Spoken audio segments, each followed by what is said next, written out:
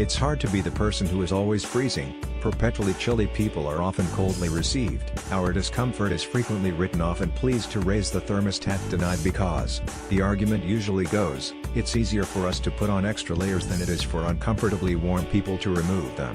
Summers in an office building are a special level of hell, forcing us to commute between pleasant warmth and Arctic frost. Sweaters, blankets and hot mugs of tea are only temporary solutions, which leads us to ask, what is the problem exactly?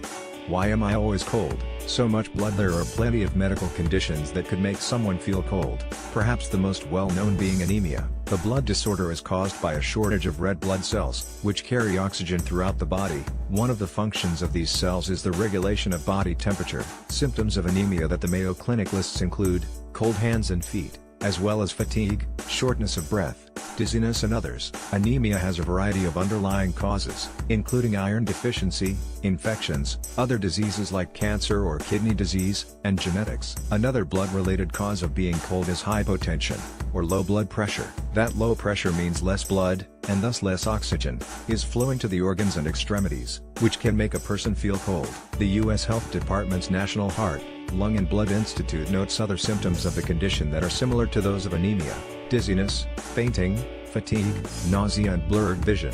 Most dangerous is a severe form of hypotension called shock, which can be fatal and occurs when the lack of blood flow damages organs, according to the U.S. National Library of Medicine.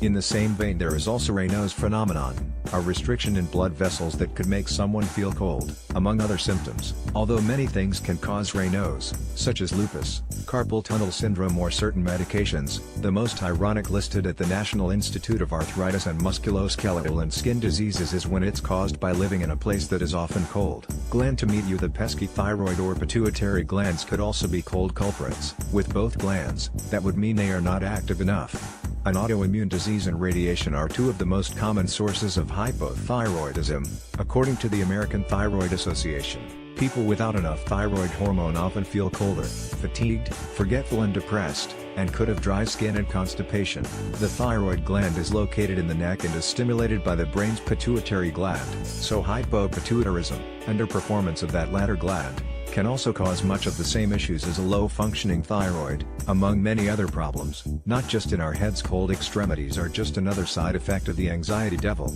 Prevention.com notes that anxiety is linked to humans' fight-or-flight instinct, and so during times of high stress will direct blood toward the core organs and away from the extremities in order to protect what is most important for survival. Other mental agitators and illnesses can lead to feeling cold as well, such as with the eating disorder anorexia. Starving the body can cause low blood pressure and slow the metabolism, both of which can lower body temperature. Everyone else feeling cold could be a secondary symptom in some cases. For example, diabetic nephropathy, a kidney disease stemming from diabetes-caused organ damage, can lead to anemia. But for those of us who don't have any of these conditions, it must be that our office thermostats cater to someone else's body temperature, or that our running temperatures are different from the average person. And that's nothing to be ashamed of. The next time a warmie tries to make you feel guilty for always feeling cold, tell that person to direct all complaints to your cold heart. This article originally appeared in Medical